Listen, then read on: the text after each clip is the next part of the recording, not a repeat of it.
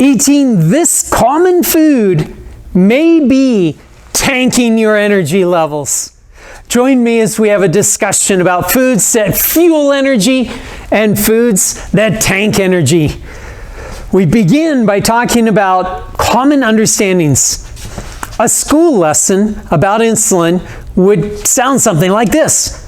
Insulin grabs a molecule of sugar, carries it over to a cell, knocks on the wall of the cell and says, "Hey, I've got some sugar for energy." And the cell opens the door and takes up the sugar and makes it into ATP for energy. Then we learn that diabetics don't have enough insulin. So modern medicine manufactures say insulin to sell people that they add to lower blood sugar. This is standard education, and it is also a pharmaceutical sales pitch. But there is more to the story, a lot more to the story. The key to unlocking this mystery lies in the 100 jobs that insulin does when it's elevated in the bloodstream. We'll talk more about that later. The message built into the school lesson is that insulin fixes high blood sugar, as if it were making the cells take sugar. But insulin doesn't make cells take sugar. That sounds like a bully in a schoolyard. Insulin isn't a bully. It can't make the cells take sugar. This is obvious as insulin resistance is so common. Hang on to your thinking caps as we go for a deep dive into the hidden secrets of how insulin really works. Insulin resistance is not faulty insulin. It's not a condition that you catch like an infectious disease. You don't catch insulin resistance. It is not a malfunction. It is only one thing. Insulin resistance is a label given for when a blood test shows elevated blood sugar and elevated insulin levels. But I thought insulin was supposed to lower blood sugar levels. Imagine the frustration that scientists, researchers, and doctors felt as they were faced with this challenge. The short story is that they added more insulin to already elevated insulin levels, and it worked. I'll save the explanation for that for later. But I'll comment now that that makes insulin sound like a schoolyard bully more than ever. Meanwhile, sugar consumption is on the rise worldwide. Metformin was introduced in 1958, and insulin sales have been climbing continually. And one estimated projection estimates insulin sales at $100 billion per year by the year 2034. Standard medical advice is to enjoy your sugary foods, and we'll sell you insulin and drugs to manage your blood sugar levels. So here is a big clue about human energy. In the morning, the liver is making glucose to wake the body up in the morning. And baseline blood sugar levels will be 70 to 100 milligrams per deciliter in the morning. So that person wakes up and eats a big breakfast high in carbohydrates. That gives them lots of energy, right? Well, yes, technically. However, the sugar is pulled out of the bloodstream by insulin within a couple of hours, and then blood sugar drops below baseline, which stimulates appetites, craving, snacking, and is the energy crash. Wow, doesn't insulin know we need energy to last throughout the day? Why the crash, insulin? Doesn't insulin know we need energy? Yes, it does, but it has other priorities. It is on purpose that insulin crashes blood sugar levels so quickly. We'll talk about that in a minute. First, I will talk about several stories that show where fat can fuel the body for energy. Alex McDonald was eating a ketogenic diet with 0 carbohydrates. He was eating fat and protein, and he had great energy levels. And he wanted to test out these energy levels and see how good they were. Here is his brief backstory. He was trained as an investment banker. He was not an athlete. He was not a runner, but he decided to put it to the test by running while fasted. Here is what he accomplished. He ran a marathon distance while fasted and continued fasting. And the second day, he ran a second marathon distance. The third day, ran a third marathon, still fasting. Fourth day, ran another marathon distance, still fasting. And the fifth day, ran a fifth marathon while continuously fasting for the whole 5 days. His energy levels were great. He used a continuous blood glucose monitor, and his blood sugar levels stayed between 70 and 100 milligrams per deciliter. He demonstrated that fat is a long-term source of energy for the human body. In my own experience of being fat adapted, eating carnivore diet, after 3 months, I decided to test my energy levels for this way of eating, and I fasted for 72 hours. I was impressed with the results. Energy was stable, clear thinking, no dizziness, no lightheadedness, no fatigue, and I was impressed with the energy levels. Now, I imagine some of you may be questioning, or at least thinking, well, that's great for you, but everybody's different. Maybe fasting is just easy for you. Great question.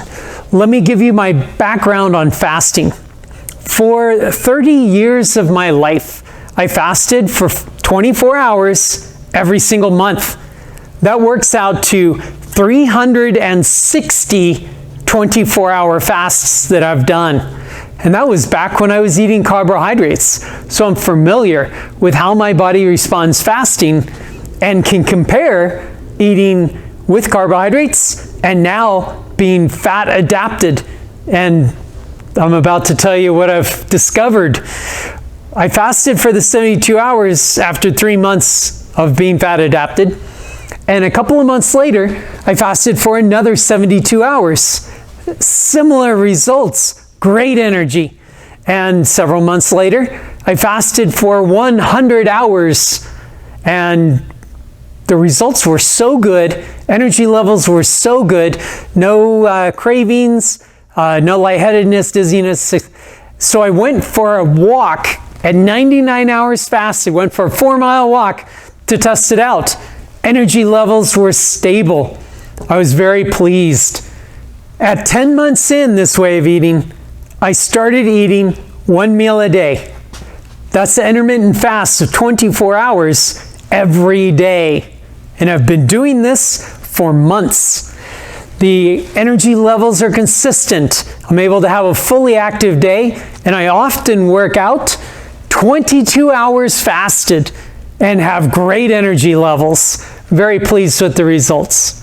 I am reporting a night and day difference between the fasting when I was eating carbohydrates years back and the results that I'm getting now with fasting being fat adapted. Fat adapted is where it's at. One more example of fat adapted energy comes from the YouTube channel Life with Jake. And Jake, who was fat adapted eating carnivore, ran a marathon fasted in just 3.5 hours. While some athletes are experiencing high energy with fat adaptation, other athletes are encouraging carb loading. So which is it? What's the best source of energy for a human? The Randall cycle shows us that the body is able to function on fat adaptation and it's able to function on sugar adaptation, and there's a gradient in between the two where we're able to utilize both and at varying degrees. Our bodies are very adaptable. We can live in different climates. We can live at different elevations, and we can survive famine by eating a wide range of foods. That is awesome. At this point, I want to continue our conversation about our best source of energy. Let's get back to the question, why does insulin crash blood sugar so quickly? Surely insulin knows we need energy throughout the day. So why the crash, insulin? The answer is in plain sight. Do you know someone who is experiencing the complications of diabetes? Someone who may be experiencing slow wound healing, frequent infections, or has had toes or foot or even a leg amputated as a result of the damage from high blood sugar levels. Other complications include vision problems. Even Alzheimer's is connected to elevated blood sugar and is now being tagged as type 3 diabetes. All these conditions are the result of elevated blood sugar, which is damaging to the body. Insulin doesn't care if you run out of energy in a couple of hours. It has another priority. It's trying to protect your body from the injury and the damage caused by elevated blood sugar. I'll repeat again. Elevated blood sugar is damaging to the body. I'll say it one more time. Elevated blood sugar is damaging to the body. Insulin is lowering blood sugar to save your life. As we talked about elevated blood sugar and the damage that it does to the body, if you found yourself asking how much sugar is elevated blood sugar levels, congratulations. These are the numbers we're given to know when blood sugar is elevated. Under 100 milligrams per deciliter is considered normal blood sugar. Over 100 milligrams per deciliter, up to 125, pre-diabetes.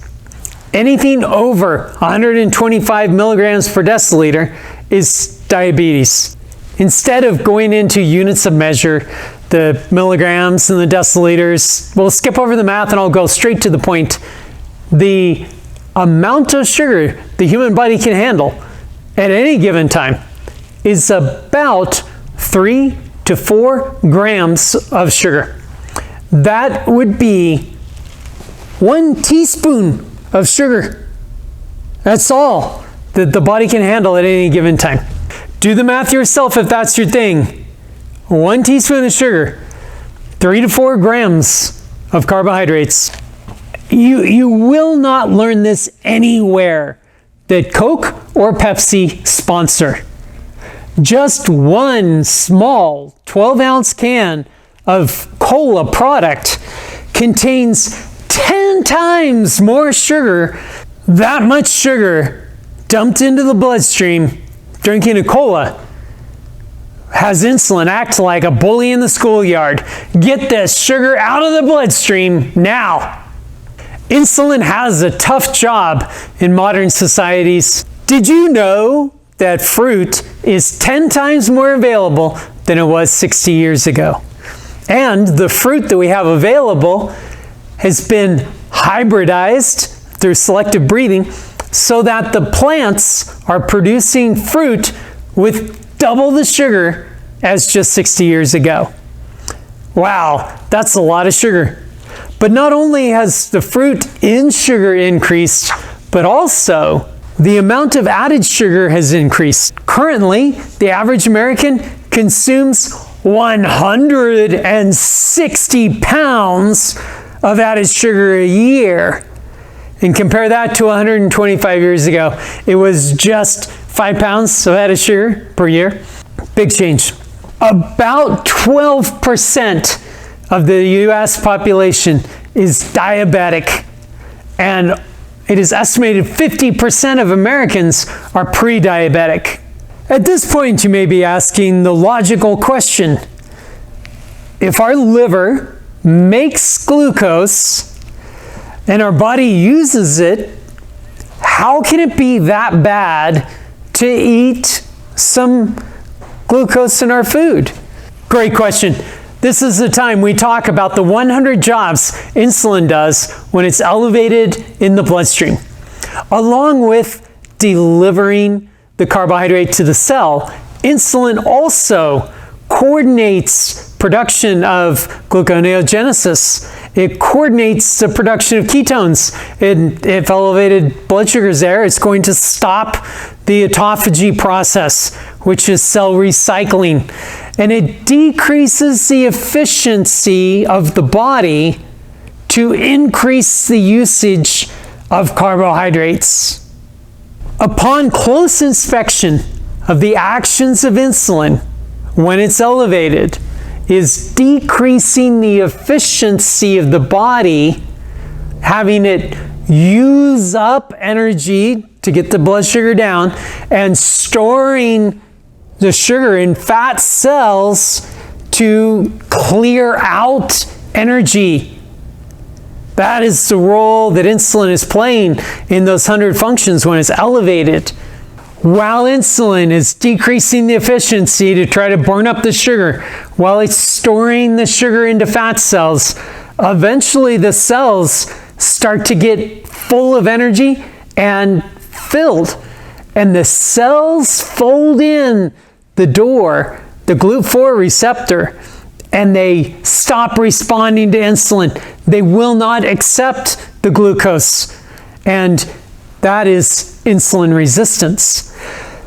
The way that elevated insulin, adding even more insulin when there's insulin resistance,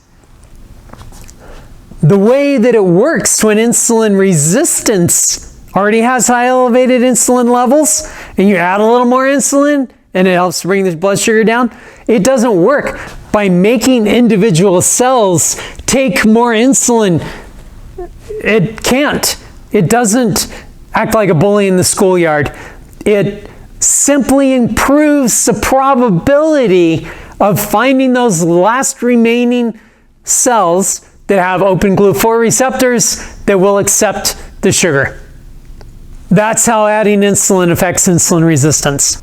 At this point, you may be feeling like school left out a little bit of the important information about the functions of insulin and the roles that it plays in managing our energy, and how that may not be our best source of energy. At this point, I'm realizing that what we've been educated about for insulin is not the full picture of the jobs that insulin does. And as I'm understanding how insulin decreases efficiency and fills up fat cells, it has me think more about fat as a source of energy. Let's get back to the story of the fellow who ran 5 marathons while fasted. How did his body get that much energy when he ate no carbohydrates? I'll start with another fun fact. As a fuel, carbohydrate is not that impressive. For 1 gram of carbohydrate, that provides just 4 calories of energy. 1 gram of fat, on the other hand, provides an impressive 9 calories of energy. Fat is fuel. Fat is also important for brain function, for nerve health, and the body uses fats to build hormones. Conventional education teaches that ATP is made for energy in the body. The ATP is made through the Krebs cycle, through the electron transport chain, and the production of those ATP allow the cell to break off one of the phosphate groups and release energy. And then there's a ADP, instead of a triphosphate, it's a diphosphate, The ADP is run back through the electron transport chain, run back through the Krebs cycle until it's rephosphorylated or recharged, and then it can be used for energy again. So the process of creating the ATP is a process of rephosphorylating ADP into ATP for energy. The interesting part about this is that when carbohydrate is used and run through the Krebs cycle, it is only able to produce, for each molecule of sugar, it's only able to produce 38 ATP. Just 38. Fatty acid, on the other hand, one molecule of fatty acid is capable of producing 137 ATP, units of energy, that the body can use. Wow! Fat is way more efficient and packs way more power into each molecule. It's 3 times more powerful than carbohydrates. But the mitochondria of the cell do not use fatty acids for energy when carbohydrates are available. They use the carbohydrate energy before the fat energy to use up the sugar rather than using the more efficient fatty acid. The body limits the use of fats based on the availability of blood sugar. Fatty acids can provide much higher levels of energy, but the body will not use the fatty acids when carbohydrate levels are high. First, we learned that insulin shuts down the body's most efficient pathways when blood sugar levels are high. Now we're learning that mitochondria turn down the fatty acids and use up the sugars to clear the sugar out of the body when blood sugar levels are elevated. It is becoming obvious that energy levels from fat adaptation are the preferred source of energy. It's the efficient energy. It allows autophagy. It allows gluconeogenesis. It allows ketones to do their best work. It allows insulin to do its best work. But the body will prioritize using sugar to prevent the devastating effects of high elevated blood sugar on the body. Imagine if there's no sugar added into food, how much more efficient our bodies are able to function and how much better our energy source can be, how much more stable our energy can be. Over the last 60 years, it's like all of America has been part of a gigantic science experiment. And while the conclusion hasn't been concluded finally, I am of the opinion that we are not intended to have carbohydrates be our main source of energy. The presence of elevated blood sugar changes many metabolic pathways, and the full picture includes showing the devastating effects of the diabetic conditions that elevated blood sugar causes. When sugar intake is 0, the body is able to run more efficiently. Insulin is able to do its best work, and energy levels can be stable all day long. Elevated blood sugar levels cause insulin to push the sugar into fat cells for storage. So why is that not available to the body to use for energy? Often people with a lot of stored fat, obese people, have very low energy levels. There is an explanation for that, and the answer lies in the action of insulin. And even the mitochondria answer that question. When we have elevated blood sugar levels spiking throughout the day, insulin is going to turn off the efficient processes of the body It will not use fat efficiently. It will be carbohydrate adapted. It takes time for the body to switch to efficiently using the fat storage. And with the way that modern Americans binge on sugar frequently throughout the day, it doesn't have a chance to happen. Often people with the most stored fat, obese people, have very low energy. And yet, 1 pound of body fat contains 3,500 calories of energy.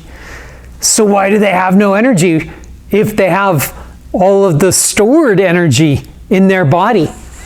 And the answer for that is connected to the work that insulin does as it turns off the metabolism of fat. Even mitochondria turns off the metabolism of fat as blood sugar spikes throughout the day. It takes time for the body to switch from being carbohydrate adapted to being fat adapted. And daily spikes of sugar will stop that from happening. There are 9 essential amino acids. You must get them through your food for your body to keep living. You must eat 2 essential fatty acids for your body to keep living for more than 2 or 3 months. But eating 0 carbohydrates has 0 problems. I've done that for a year. And there are many people who have done that for 10 years and more. There are 0 essential carbohydrates. Fat adaptation is where it's at. When the body is fat adapted and insulin levels are low in the body, with normal range, insulin does its best work. It coordinates the gluconeogenesis. It coordinates autophagy. It coordinates ketones. In a way, insulin starts to act like the conductor of a symphony orchestra. Very different than when blood sugar is elevated and it's doing the job of a schoolyard bully. When the human body is fat adapted and blood sugar levels are normal, at these low levels, insulin does its best work. Instead of acting like a schoolyard bully, it starts to act more like the conductor of a symphony orchestra. It coordinates the gluconeogenesis. It coordinates autophagy, the recycling of cells. It coordinates the production of ketones. It's so efficient at this that it frustrates many ketovores. When ketones are being made efficiently, right at the amount of ketones that are being needed, that's the amount that are being made, they're not extra ketones to show up on the test. Often the blood test will show little to no ketones. What is happening? The ketovore is asking in frustration. And what's happening is really quite simple. The liver is making the ketones so precisely matched to the demand of the ketones that there are not extra ketones floating around in the bloodstream to show up on the test. Insulin does its best work while fat adapted, but it can only do this with little to no carbohydrates in the food. A bit of a warning is appropriate for this level of knowledge. Ketones are great, but don't try to stay in ketosis all the time. Low insulin is great, but don't try to make it stay low. Embrace eating like your ancestors. Eat when you are hungry and eat until you are full, and then don't eat again until you are hungry. Consider taking action by eliminating all carbohydrates, add more fatty red meat, and reject processed foods. Eating fat doesn't make you fat. I've tested that out. Fat adaptation is where it's at. It improves satiety, decreases cravings, and provides stable energy all day long, even eating 1 meal a day. We have covered a bunch of ideas about human energy levels. By now you have probably realized which food may be tanking your energy levels. We've talked about insulin, how it has many jobs, and one of them can look like a schoolyard bully. And the other role that insulin plays can look like the symphony conductor. We talked about the damaging and even life-threatening conditions that can be caused by elevated blood sugar levels. We talked about how the liver makes gluconeogenesis, makes the glucose the body needs, enough that a fellow ran 5 marathons fasted. We learned about the efficiency of fat, as 1 gram of fat has 9 calories, where carbohydrates only have 4 calories per gram. I hope this knowledge has given you a new perspective to answer the question, what is the best source of energy for the human body? Thanks for listening, and let us know in the comments if you have experienced fat adaptation. See you in the next video.